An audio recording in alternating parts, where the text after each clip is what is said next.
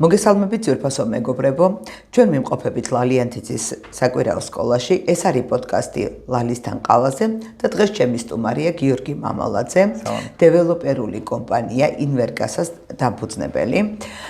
და მართალი გითხრათ, როდესაც გადავწყვეტე, რომ გიორგი მომეწვია ჩვენს პოდკასტში, ერთ-ერთი მოტივი იყო ის, რომ ჩვენს რეალობაში, ჩვენს სინამდვილეში ვითარდება და ვრცელდება ისეთი ტიპის საჭიროებები, რომლისთვისაც ფაქტობრივად შეიძლება ითქვას, რომ მზად არა ვართ, იმიტომ რომ მსგავსი სპეციალობები არც უნივერსიტეტებში არის და მოგიხსენებათ, რომ ჩვენი განათლების სისტემა ცხოვრებას, რეალობას, სინამდვილეს ჯერ ერთი რო აცდენილია და მეორეც რო ძალიან ჩამორჩენილი და მგონია, რომ ასეთ ადამიანებთან შეხვედრა და მათი გამოცდილების გაზიარება ახალგაზრდა ადამიანები, რომლებიც ახერხებენ, რომ საკუთარი უნარებით და საკუთარი ნიჭებით გაარღვიონ და შეძლონ იმის გაკეთება, რაზეც ახლა ვისაუბრებ გიორგისთან ერთად. და ნახავთ თუ როგორი პირობითი არის ცოდნა ამა თუ იმ დარგის და ამა თუ იმ სფეროში, იმიტომ რომ შეიძლება რომ ადამიანმა საკუთარი თავი ისე განავითაროს და ისე გააზარდოს, რომ თვითონ იყოს ესე ვთქვათ დარგში რაღაცა ტიპის ცოდნის დამგროვებელი.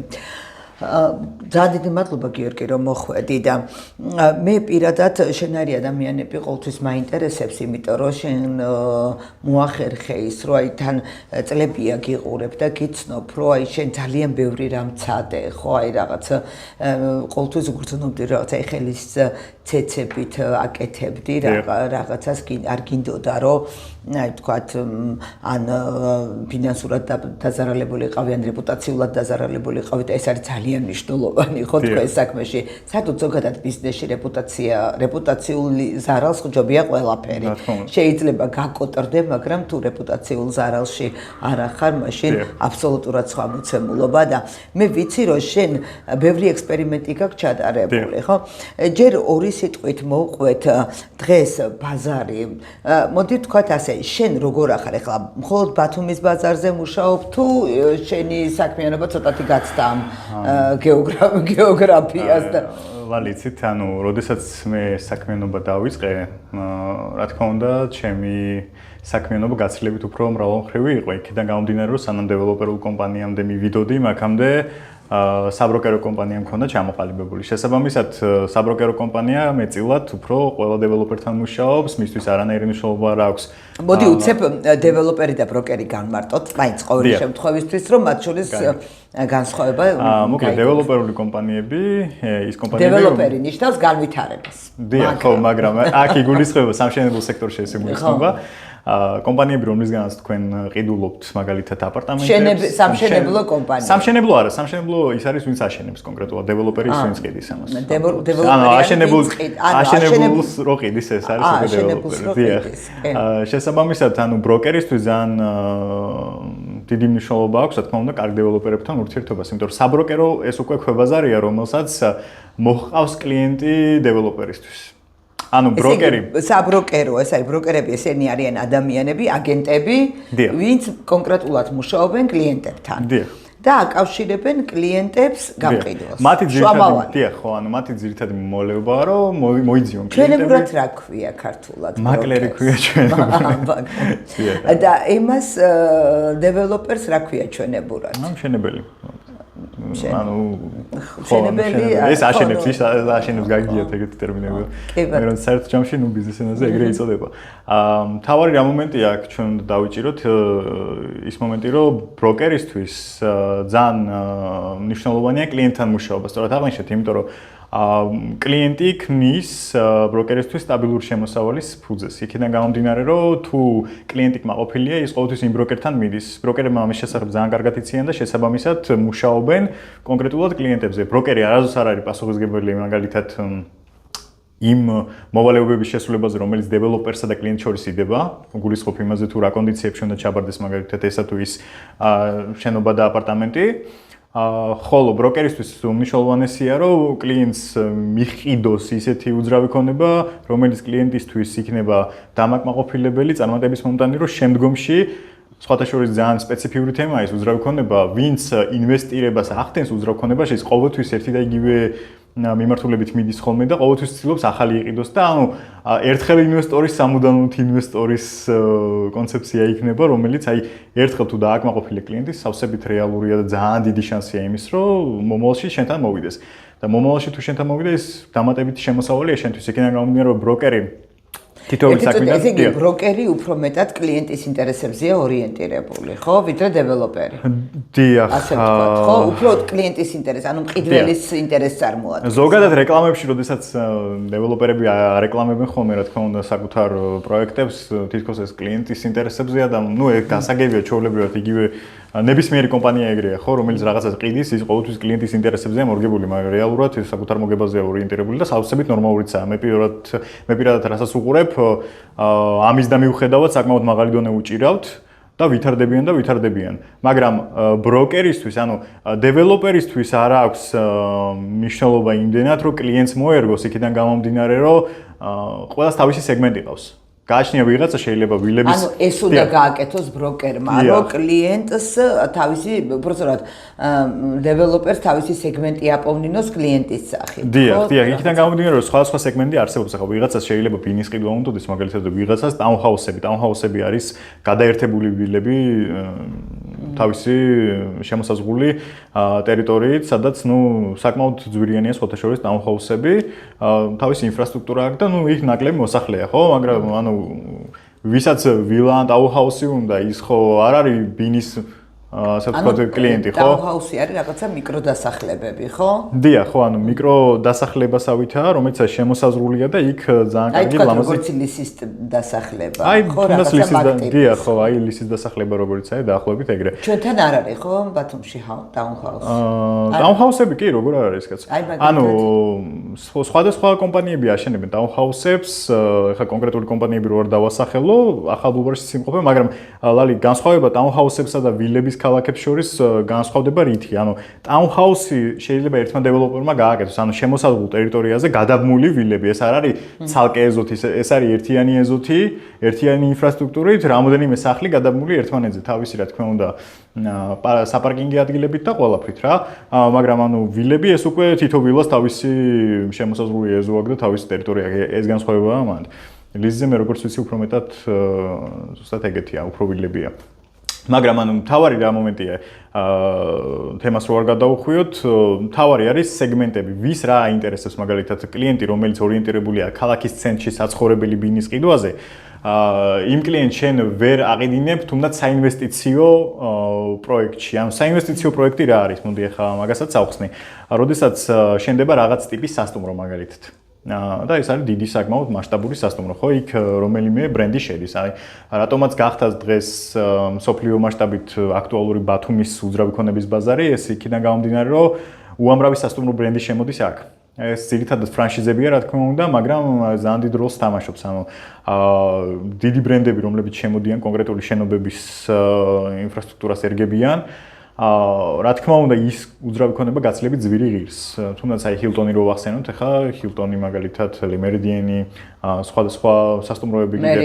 მერიოტი თუნდაც ხო, აი მერიოტი, ვიცით რომ ალიანს პალასში არის მერიოტი. თავარი რა მომენტია აქ, რომ აქ სახელი როდესაც შემოდის უკვე უცხოელი ინვესტორისთვის ეს საკმაოდ ნაცნობია და შესაბამისად იმას უფრო მეტად უშტება ამბიცია იმის, რომ აი აქ ჩადოს ფული და საინვესტიციო პროექტი. აი ტრამპ ტაუერი რო შემოვიდა, მაშინაც რაღაც ანალოგიური გამოხმაურება იყო. მაშინ უნდა აშენებულიყო, ხო? მე მახსოვს, შენ მაშინ პატარა იქნებოდი და მე მახსოვს, რომ აი კაფსულაც ჩადეს და რაღაც ანდედი ის იყო და თვითონ ეს ფაქტი, რომ ტრამპი ჩამოვიდა და ბათუმით დაინტერესდა რაღაცა ტიპის ის იყო. რატო არ გაგრძელდა ეს პროექტი, ხო არა გაქვს ინფორმაცია? არა, არანაირი ინფორმაცია მაგასთან დაკავშირებით მე არ მაქვს, მაგრამ მე ჭორის დონეზე ვიცი რომ რაღაც ბიზნესი ინტერესების კვეთა იყო, თუ არ ვწდები, თუმცა ვერ დაგიდასტურებ მაგის შესახებ. იმიტომ რომ დარეკეს რომელიღაც არასამთავრობო ორგანიზაციამ და ამერიკიდან იყო პასუხი, რომ ქართულმა მხარემ არ მოინდომაო, ქართულმა მხარემ ჩაშალაო და ეგ მაინტერესებდა სულ რომ რატო უნდა ჩაშალო ამ ხელა პროექტი, როდესაც გაქვს ამისი ძალიან დიდი შესაძლებლობა იყო ქალაქისთვის. იქიდან გამომდინარე, რომ ნუ ტრამპი საკმაოდ სერიოზული ბიზნესმენია. მოდი აქედან დავიწყოთ კი არა ეს მანამდე პრეზიდენტობამდელი პერიოდი. ეს კიდე ნაციონალური მოძრაობის დროს მოხდა. კი, და ანუ საკმაოდ სერიოზული ბიზნესმენია ტრამპი და მნიშვნელობა არ აქვს, რა თქმა უნდა, ქვეყნისთვის. აი თუნდაც ხშირად აპელირებენ ხოლმე რაღაცა პოლიტიკური მინიშნით ხოლმე, რომ აი იმან შემოვიდა ფული ჩადო რაღაცა ესა და გინდ ტრამპი იყოს, გინდ ის არაბები, რომლებიც რაღაც 6 მილიარდს რო დებენ ეს ქვეყნისთვის, ანუ შეროდესაც ეკონომიკა გააქვს გადაწყობილი კაპიტალისტურ მოდელზე, ძალიან მნიშვნელოვანია უცხოელი ინვესტორი. არანაირი ნიშნით და არანაირი პოლიტიკური იდეოლოგიით ისეთი ინვესტიციების ჩაშლას, როგორც თუნდაც ეს ტრამპის ინვესტიცია იყო, როგორც არის თუნდაც ეს არის მიერ შემოტანილი 6 მილიარდი მაგალითად და რომელიც კიდე უნდა შემოვიდეს და შემოვიდეს. ეს არის დამღუპველი ქვეყნისთვის ესეთი ტიპის ინვესტიციების ჩაშლა, დიახ, ანუ მიუხედავად იმისა, რომ რა იდეოლოგიასაც არ უნდა მისდევდეს ადამიანი, ახლა მე პირადად თქვენ მიმიცნობთ და იცით, რომ რაღაც მიმართულებებით კონკრეტულად მემარჯვენე იდეოლოგიის მხარეს ვარ, მაგრამ როდესაც საქმე ეხება ეკონომიკურ განვითარებას და ქვეყნის ეკონომიკურ მოდელს, ასაც მე უყურებ, აქედან გამომდინარე, ვთვლი, რომ ნებისმიერი ინვესტიცია, რომელი ქვეყნიდანაც არ უნდა იყოს ის, რომელი ინვესტორიც არ უნდა იყოს ის და ასე შემდეგ და რა პოლიტიკური შეხედულებისაც არ უნდა იყოს, ქვეყნისთვის, ჩვენთვის, თითოეული ჩვენთაგანისთვის ეს ძალიან მნიშვნელოვანია, იმიტომ რომ საბოლოო ჯამში ჩვენ ვხერიობთ იქიდან გამომდინარე, რომ დიდი ინვესტიციები როცა იდება ქვეყანაში, ეკონომიკა იზრდება ქვეყნის და ჩვენს ჯიბეზე აუცილებლად დადებითად მეტყველებს. შესაბამისად, რა თქმა უნდა, ზუსტად ეგ ფაქტი არ ვიცი, რატო და რისთვის მოხდა, მაგრამ სასურველი იქნებოდა, რომ ტრამპის ბრენდი რა თქმა უნდა შემოსული იქნებოდა ქვეყნისთვის, როცა პრეზიდენტი გახდა გინდ პირველად და გინდ მეორედ, ხო? ეგ პროექტი რო განხორციელებული იყო, ხო ძალიან ისე. და ძალიან ცუდია რომ არ განხორციელებული. და მე კიდე რა მაინტერესებს, იცი? აი რატო ხდება შენი აზრით, რა არის ამისი მიზეზი, რომ აი ვერასოდეს ის რაც თანამედროვეა, ის რაც განვითარებადია, ის რაც ყველაზე მოთხოვნადია ბაზარზე, ამას ვერ უღებს ალღოს განათლების სისტემა. აი შენ უნივერსიტეტის სტუდენტი ხარ, ხო, პარალელურად არა? და აი ეს მინდა რა შენი მხრიდან, რაღაცა შენი თვალით დანახული ესაბავი რა ჭირს ამ ჩვენს განათლების სისტემას ასეთი, რომ ვერ ვახერხებთ ამ სიახლეებთან ადაპტირებას. შეხედეთ პირველ რიგში ყველაფერი არის ბიუროკრატიის ბრალი. მოდი აქედან დავიწყებ რა. იქიდან გამომდინარე რომ ეპოქა შეიცვალა. ანუ 15 წლის წინ როგორი ეპოქაც ჰქონდა, სოფლიოში იგივე ეპოქა აღარ არის. ეს არის საერთოდ სხვა სამყარო. სხვა სამყაროში ის უგვირისხება რომ სხვა ეკონომიკური. კი არა, 2 წლის უკან, აი ჩატბოტმა ხო შეცვალა სამყარო. ხო, თუნდაც 2 წლის უკან სხვა იყო, ეხლა სხვა არის. შენ 15 წლის წინ არ შეგეძლო, ну, უბრალოდ შეგეძლო, მაგრამ ძალიან იშვიათი მოვლენა იყო, როცა აი მაგალითად საქართველოში ზიხარ და სადღაც უცხოეთში თანხებს აკეთებ. დღეს ნებისმიერ თქვენთაგანს შეგიძლიათ, რომ უბრალოდ კომპიუტერი თუ გააქვს, ელემენტარული ინტერნეტთან ცდომა გააქვს და ღმერთმა დაიფაროს და თუ შეზღუდული შესაძლებლობების მქონე პირი ხარ, რომელიც სახლიდან ვერ გადის, უბრალოდ საკმარისია კომპიუტერი გახსნა, თუ ენა არ იცი, შესაბამისი პროგრამა არსებობს, რომ გადაგითარგმნოს და აკეთოს საქმე აქედან სადღაც რა ვიცი, ზიმბაბვეში მაგალითად, დანისპარაუში დაჯდე სუფთა ჰაერზე, ჭამო კაიმახი და იახი და აკეთო ფული. დიახ, და სხვათა შორის ანუ ამ ყველაფერმა ძალიან დადებითად იმოქმედა ამ სოფლიო ეკონომიკაზე, განსაკუთრებით ჩვენნაირი ქვეყნებისთვის. რადგან მაინც ძალიან ბევრი ადამიანი ცდილობს უკვე ამ სფეროში გავიდეს და რა თქმა უნდა ისეთ ხელფასებს, რომლებსაც მაგალითად შიდა ბაზარი ვერ გთავაზობს, ზიხარ აქვე ამ ქვეყანაში ამ ფასებით, რომელიც აქ არის და აკეთებ ფულს სადღაც საზღვარგარეთ და იქიდან შემოგდის თანხები, რომლებიც ანუ იქ შეიძლება დიდი თანხები არ იყოს, მაგრამ შენთვის უკვე სერიოზული თანხებია ეს. აუთსორსინგი ეწოდება ამას ბიზნეს ენაზე და რა თქმა უნდა, აუთსორსზე მუშაობა დღესდღეობით ყველაზე აქტუალური და ყველაზე აუთსორ ეტიმოლოგიურად როგორი შიფრება, რის გარეთ ხარ? ანუ წყაროს გარეთ. რაღაც ხო, ანუ უშუალოდ იქ არ ახარ, სადაც ხარ, მაგრამ რეალურად იქ ხარ, ხო, როგორ შეცვალა ინტერნეტმა გეოგრაფიული ისიც საზღვრებიც და ფარგლებიც. ნამდვილად და დღესდღეობით კომუნიკაციაც უფრო ფართოა რა, ანუ ადამიანებს შორის კომუნიკაცია, სხვადასხვა ერებს შორის კომუნიკაცია უფრო მეტად მყარდება. მე ვინახავს უამრავი ადამიანი, მათ შორის მეც ზუსტად მაგ სეგმენტს მივეკუთვნები პრინციპში, რომელიც აუთსორსზე მუშაობს, იქიდან გამომდინარე, რომ ჩემი კომპანიაც დავაფუძნე იმ მოტივით, რომ მეც აუთსორსინგის მეშვეობით უკვე აქედან სადღაც უცხოეთში კონკრეტულ ინვესტორებს ველაპარაკები და იქიდან შემომაქვს ქვეყნისთვის სასარგებლო თანხები. ამას ვაკეთებ მე რეალურად, ხო? და ამას ვერ ვიზავდი ინტერნეტის გარეშე. რა თქმა უნდა, ადრე გაცილებით რთული იყო ამის გაკეთება. დღესდღეობითაც ახლა ეკონომიკური ბუმი მაგიტო გვაქვს ქვეყანაში მაგ კუთხით და მაგ მიმართულებით.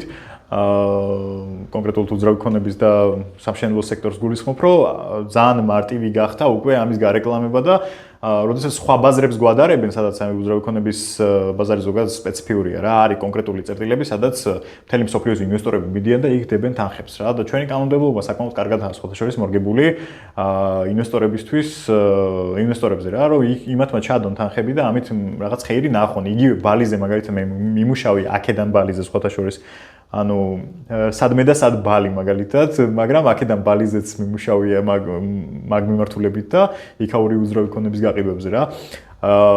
ბალის მაგალითად თავისი სპეციფიკა აქვს, იქ ესე რომ სამუდამოდ შეეგეძლოს გადაფორმება უძრავი ქონების შეიძლება. ვიღაცას ვის არ მოწონს, იმისთვის საქართველოს ბევრად კარგი ვარიანტია, რომ თავისი თანხები, რომელიც გამოიმუშავა თავის ქვეყანაში, წამოიღოს და ჩადოს აქ. როდესაც ასეთი გარღვევები ხდება, ხო, აი ჩვენ ვიცით, რომ თქვა კარდიოლოგიაში ხდება გარღვევები, რა ვიცი, სტომატოლოგიაში ხდება გარღვევები, 6 თვის უკან რაც იყო, ის არ არის არასოდეს, ხო, ამ სფეროებში, ხო?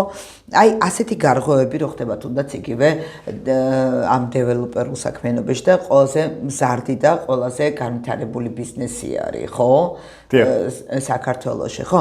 რატო ვერ ხდება ამისი კონვერტაცია საგანმანათლებლო პროგრამებში, საგანმანათლებლო სისტემებში, რომ უფრო აკადემიურად მოხდეს ამ ყველაფრის წარმართება. ეხა ნახე, ისა გიორგი, ხო, კარგია რომ ვითარდება, აი გიჟი უნდა იყო ადამიანი, რომ განვითარებას ხელი შეუშალო, მაგრამ რას გავს ქალაქი?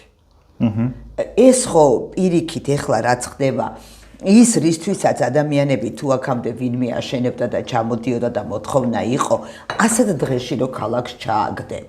ამის მერი აქ ვის მოუნდება რამეს გაკეთება ეს ხო უკვე არ ვიცი რას დაემსგავსა მე მგონი ანალოგიც არ არის კაი დავანებოთ ამ ძველ კომუნისტების დროინდელ აშენებულ ემას და რაღაცა უსისტემობას ახალი ბათუმი რაც ახალი ბულვარის ტერიტორიაზე რაც აშენდა ეს რაც არის корпуსები ან რა განლაგება აქვს ან რა მდებარეობა თან ბათუმი თავის დროზე როცა აშენდა ხო სულ პერპენდიკულარული ქუჩებით არის ბათუმი არის ძალიან საინტერესო თვითონ აი როგორც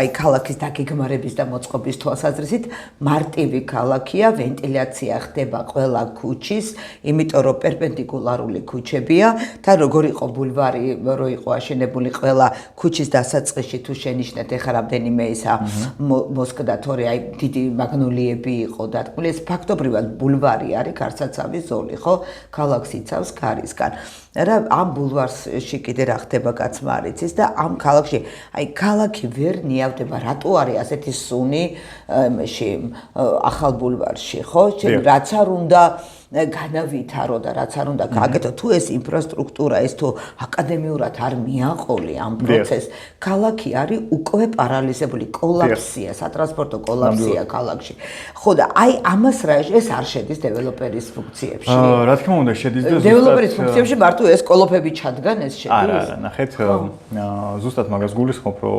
აუცილებლად უნდა დაინერგოს საგანმანათლებლო სისტემაში კონკრეტულად ეს მიმართულება. Ზუსტად მაგიტო უნდა დაინერგოს, რომ კონკრეტულად გადაწყვეტილებების მე ხო გითხარით აი რა ვთქვით აი სისტემა თავისი არსით, სულაც არ ნიშნავს იმას რომ არის ცუდი, თუ ამას მართავენ შესაბამისი ადამიანები. თუ ჩვენ მივიჩნევთ რომ ინვესტიციების მოზიდვა და კონკრეტულად корпуსების ჩადგმას თუნდაც საკმაოდ მონგებიანია ამ корпуსებს თავისი საპარკინგი ადგილი რომ უნდა კონდეს აუცილებლად თავისი ეზო რომ უნდა კონდეს და თავისი სივრცე და ქუჩებიც რომ კარგად უნდა იყოს ორგანიზებული და ისეთ ადგილებში არ უნდა ჩაიდგას ისეთი შენობები რომლებიც შეუშლიან ხელს ქალაქში ნიავის მიმოქცევას აი ამას უკვე ინდივიდუალურ დონეზე წყვეტენ ხო ადამიანები მე ზუსტად მაგას გულისხმობ რომ როდესაც ჩვენ ვამბობთ რომ მაგალითად ცუდია მაღალი корпуსები კი არა ცუდი არის ის ადგილები სადაც ეს შენდება ხო ხო და შესაბამისად ლოგიკური იქნება რომ ჩვენ რაღაც კონკრეტული კონცეფცია გვქონდეს იმისა თუ ქალაქი როგორ გამოვითაროთ აუცილებელია ქალაქს, როდესაც შენ ავითარებ და რაღაც ახალ ინვესტიციებს მოიზიდავ, კი ბატონო, მესმის, ახალი შენობები იდგმება, ეს ყველაფერი ძალიან კარგია, ცუდი არ არის, მაგრამ ეს ყველაფერი უნდა მოხდეს იმ ნორმის ფარგლებში, რომ რაღაც 10-15 წლის შემდეგ ამან არ გამოგიწიოს ძალიან ცუდად. გულისხმობ იმას, რომ აი რაც ხდება გზებზე მაგალითად ეს კატასტროფაა. არც არავინ არ უყურებს ამ ყველაფერს. არც არავინ ცდილობს რომ ეს მოაგვაროს, ხო? რუსთაველზე რაღაცა ქვაფენილის აყრა დაიწყეს და რატო აყარეს ეს ქვაფენილი? რა ლამაზი იყო ქალაქს როგორ უხდებოდა. ხო, ანუ გაფუჭდა იმიტომ რომ არ მოუარეს, მოუარე იმ ქვაფენილს და არ გაფუჭდება. იმაში ხო ჩვენი ფული იყო გადახდილი, მე რა ნაციონალებმა გააკეთეს. ეხლა რაც კოცებმა გააკეთეს, ის მერე გადაანგრიოს უნდა სხვა ხელისუფლება. რა დამოკიდებულება, ეს ხო არავის კუთვნილება არ არის და მით უმეტეს პარტიული კუთვნილება კაცო ქალაქია. ზოგადად ეგეთი ტიპის გადაწყვეტილებების მიღება, როდესაც არ ხდება დროულად, ეგ არის ძალიან დიდი პრობლემა.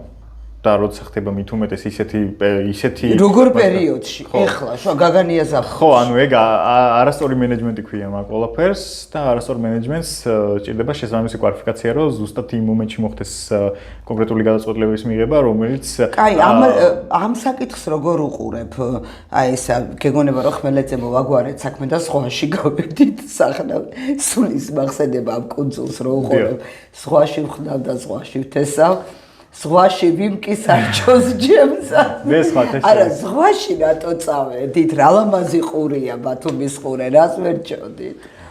იცით? წვანე კონცხის ყურე საოცარ არის. მე მაქვს მაგაზე ორმაგი, ასე ვთქვათ, შეხედულება მაგ ყველაფერთან რა. ამბივალენტური ხო თან კაია თან. გეტყვით რატო? მე ვარ ბენზინში გაზრდილი.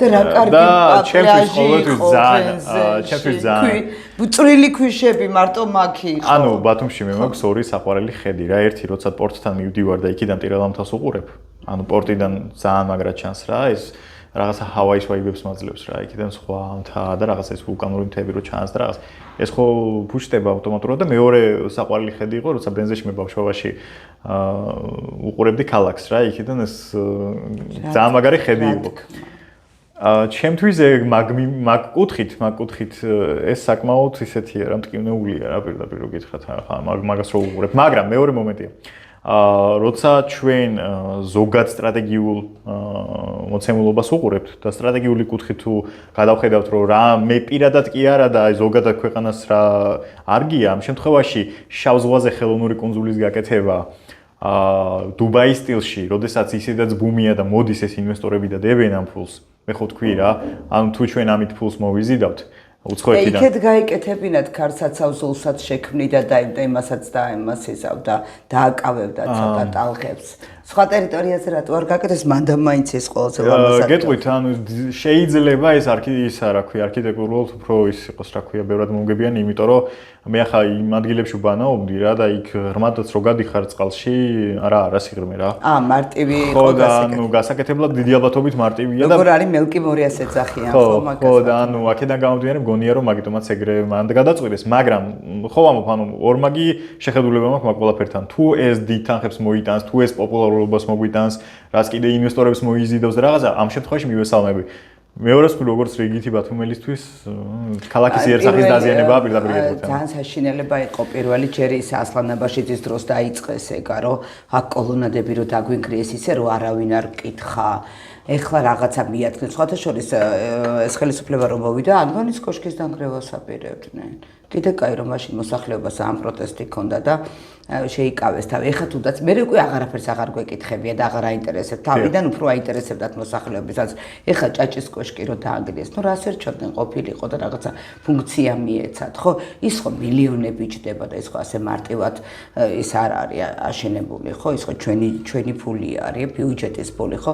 და ყველაზე ცუდი კიდე რაც იყო ობელისკის ადგილზე რო ეს ჩადგეს, ის ობელისკის ადგილი როგორ სივრცეს ხსნიდა და როგორი კარგი ეხლა რო საბაგირო ჩადგეს ხო ობელისკის ადგილზე ეს ხო კიდე ძალიან ჩემთვის ეს იყო ძალიან მტკივნეული და აი რაღაცნაირად ყველანაირად ვცდილობდი სადაც ხელი მიმიწვევდა ნუ აკეთებთ და რატო აკეთებთ და რაღაცა ნუ ახლა რა თქმა უნდა ვინ დაგიჯერებდა და ვინ მოგისმენდა ისევე როგორც ახლა არ გიჯერებს და ახლა არ გისმენს არავინ ხო და ეგ არის, იცი ნახე რა პარადოქსია გიორგი ამ განვითარებაში, ხო კარგი აშენება, რა თქმა უნდა ცალსახად, მაგრამ თუ ამ აშენებამ რის გამოც შენი ქალაქი იყო მოთხოვნადი, ხო, რის გამოც ამ ქალაქში ვიღაცას მოუნდა რომ რაღაცა უძრავი ქონება ქონოდა, ხო? თუ ის გაანადგურე რის გამოც ეს მოთხოვნა არის, მე რას აპირებ? ხო, ფაქტობრივად გამოდის, რომ ხარაკირს იკეთებ, ხო? ამ უაზრო მშენებლობებით და ჩაბეტონებით და ამას რა ეშველებ? მაგას გულისხმობს ზუსტად, რომ სისტემური ცვლილებები აუცილებელია და სისტემური ცვლილებები არ არის ახლა იგი მთავრობის თავმჯდომარე გადააყენე არა, მაგას არ გულისხმობს ქალაქის განვითარების კონკრეტული გეგმა უნდა დაიდოს, რომელიც არ გვაქვს. რამდენი ხანია მაგას ითხოვენ ბათუმელები, რომ რაღაცა გეგმა დაიდოს? რომ რაღაცა განვითარების გეგმა, რომლის ჭრილშიც მოხდება ეს განვითარება, იმიტომ რომ ნამდვილად ახლა დასაწყისი შეიძლება კარგი აღმოჩნდეს და საბოლოოდ ძალიან დიდი კოლაპსი. გეგმა არ არის საჭირო ასე იმასავით რაღაცა 5 წლედის გეგმებივით. რა უნდა იყოს, იცით, ასეთი დიდი პროექტები რაღაცა დონეზე საზოგადოებასთან უნდა იყოს შეთანხმებული. ანუ ხო არის არა კულტურული მემკვიდრეობის საბჭო, არის რაღაცა საზოგადოებასთან ურთიერთობის რაღაცა სამსახურები არის, ყველაფერი არის ფორმალურად გადაქცეული. ან უბრალოდ კანონმდებლობაში იცვალოს ისე რომ მერია კი არ წყვეტდეს, მოსახლეობა წყვეტდეს მიმდებარე ტერიტორიების უბნების მოსახლეობა წყვეტდეს. იცით, ეგრე არ იმუშავებს კარგად, პირდაპირ გეტყვით, იქიდან გამომდინარე, რომ მანდ უკვე ყველას აუცილებელი არა აზრი კითხო, ზოგადად ეგრეა. ანუ მე გულისხმობ რას, როცა ჩვენ ქალაქის განვითარებაზე ერთი წუთით ნახე როგორ არის. შეიძლება ყველას არ უნდა კითხოს, მაგრამ ყველა ადამიანი ხვდება მისთვის კარგი რა არის. აი ეხლა შენ რომ მაგალითად აგერ ადამიანს აუშენე ცხვირწინ უზარმაზარი корпуსი სიმახინჯე, ხო? ეს ხო ფაქტობრივად სიმახინჯეა და დაამახინჯე ქალაქი, ხო? ის ადამიანი, ვინც შენს გვერდით არის ის ხო ამას არ მოაწერდა ხელს. შესაბამისად დაიბლოკებოდა ეს და ვერ მოხდებოდა ამ სიმახინჯეს გაკეთება და ან რაღაცა თუ გაკეთდებოდა რაციონალურ ფარგლებში გაკეთდებოდა. ან მე დეველოპმენტი ასე მესმის, რომ აი მაგალითად ძალიან მართლა მივესალმები იქ სადაც ადლია და ის ტერიტორიები რო არის, ხო, სადაც ქალაქი არ არის. ყველა რო ძველ ფართობში მიდის და რაღაცები ჩაგვეხება უნდა. ამ დაანებონ ამას თავი და იქეთ ძალიან კარგია და სწორია.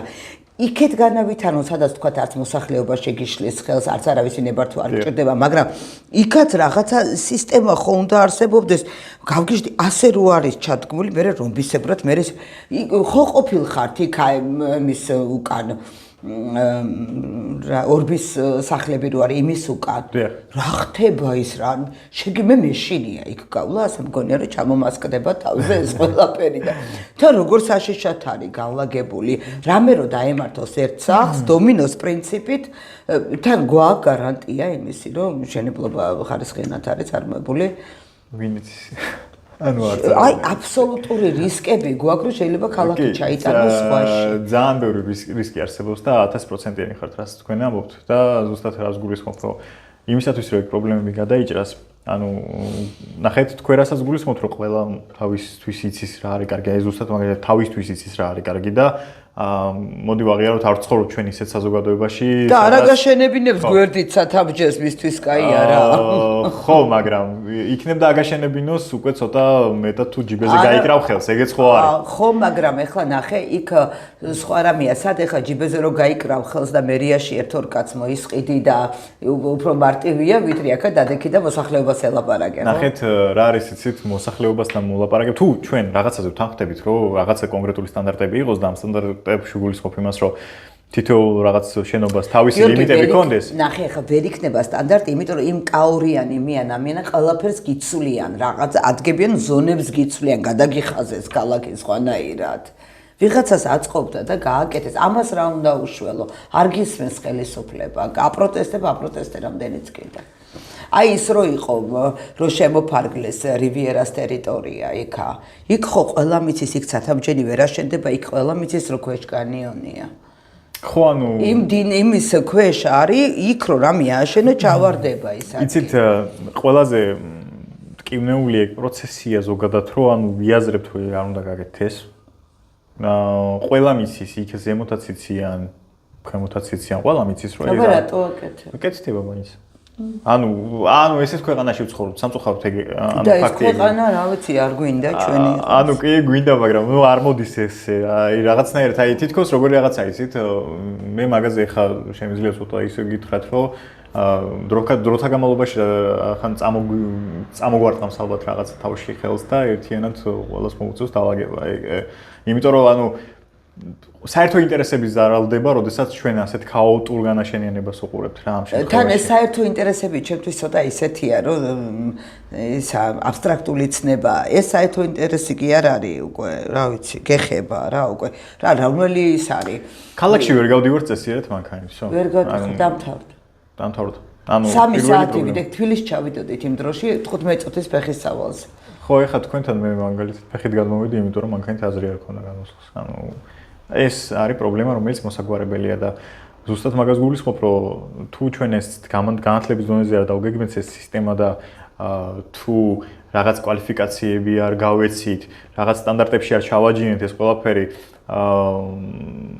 თუნდაც ეს საბროკერო ბიზნესში იქნება ეს თუ დეველოპერულ ბიზნესში არ აქვს მნიშვნელობა.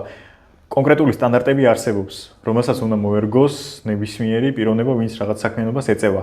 ამ სტანდარტებს თუ მოერგებიან და თავის თვითონაც დაიცავენ პატიოსნად ამ მიმართულებას, რა თქმა უნდა, ყველაფერი წესრიგში იქნება და მენეჯმენტიც იქნება სწორი. მე მაგიტომ გულისხმობ იმას, რომ სისტემა შეიძლება თვითონ მოდელი იმისა, რომ ინვესტორები მოვიზიდოთ, ავაშენოთ რაღაცა და გავყიდოთ, ეს საკმაოდ კარგი და მომგებიანია ციფრების კუთხით. მაგრამ რეალობას, როცა ჩვენ ვეჩეხებით, რომ აქ ელემენტარული ქუჩაში ვერ გადიხარ, გამოდიხარ წესიერად, ეს უკვე დიდი პრობლემაა. ესე იგი, ამას რა ჭირდება? ჭირდება შესაბამისი ხელი და შესაბამისი თავი, ვინც დაალაგებს ამას ისე, როგორც არის საჭირო. და ვის აქვს? ხელები ყველას აქვს, აფათუროთ, თავები არა გვაქვს. თორე ხელებს აფათურებენ სადაც კიდევ ჩვენი. კარგი ძალიან. მოკლედ არ გვაქვს საიმედო ვითარება, თუმცა შეიძლება რომ მე ძალიან მომეწონა ის იდეა, რომ აი შეიძლება რომ აი დეველოპმენტის თვალსაზრისით ახალგაზრდებმა, ვისაც ამისი უნარი და ნიჭი აქვს, იმუშაოს და ძალიან კაი შედეგებზეც გავიდეს. ძალიან მიხარია რომ შენაირი ადამიანები არიან, რომ რაღაცაზე ფიქრობენ. იცი რა არის? ზოგადად ადამიანი თუ საკუთარ თავზე არ იფიქრებს და საკუთარ განვითარებაზე არ ფიქრობს, ის ვერც ქვეყანას გამოადგება და ვერც ვერავის.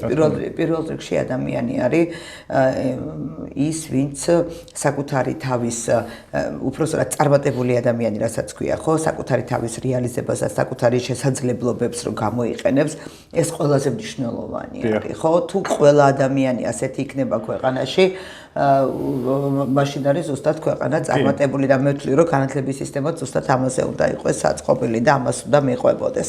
რაც სამწუხაროდ როგორ არის ახლა, რაც არ უნდა ვიძახოთ ახლა მე და თქვენ, ისეთნაირად არის, იმდენი ბიუროკრატია არის. ეხლა თქვათ პროგრამა რო გინდოდეს არა, ის დეველოპერის პროგრამა, თქვათ, ან სამაგისტრო ან რაღაცა დონეზე, ხო?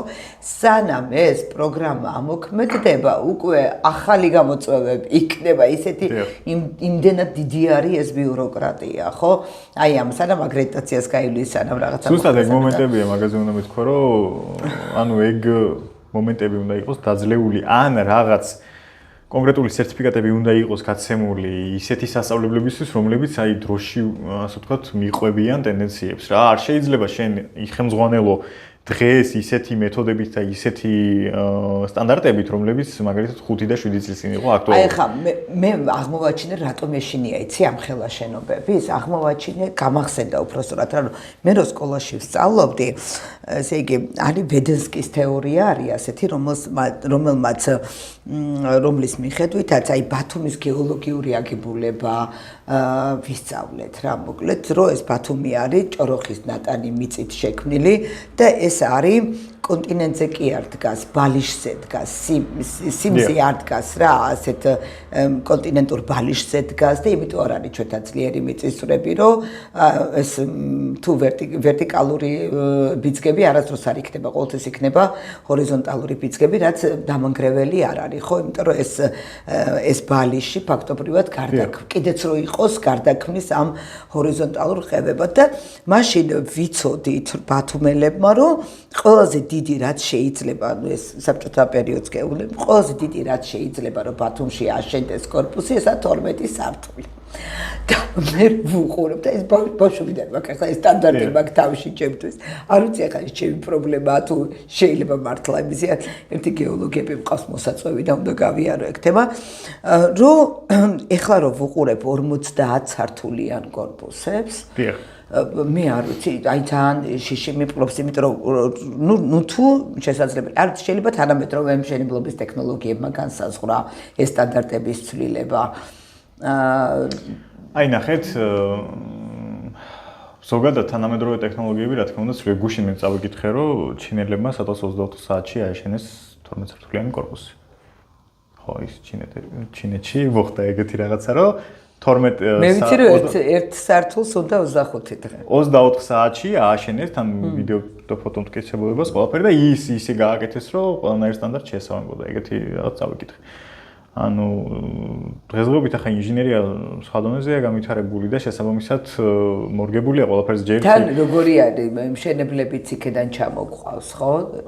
თურქეთიდან და ჩინეთიდან. მშენებლებიც არ აქვს ამხელა დეველოპმენტი ვიძახით და ჩვენი ხალხი სხვა ქვეყნებში მიდის სამუშაოს საძებნელად, ვაში როცა აქვე შეიძლება რომ ადამიანი დასაქმდეს, მაგრამ აქვე არ არის ის პროფესიონალები, ვისაც შეუძლია აქ ყავს რა თქმა უნდა ჩვენ პროფესიონალები ვინც ამას აკეთებენ, რა თქმა უნდა არის ეგეთიც და საკმაოდ სერიოზული ხალხია, მაგრამ იმ რაოდენობაში ჩვენ თუ გვინდა ყავდეს, რა თქმა უნდა ეს ხალხი უნდა იყოს მეტწილად დაინტერესებული იმით, რომ ამ სფეროში გავიდეს რა.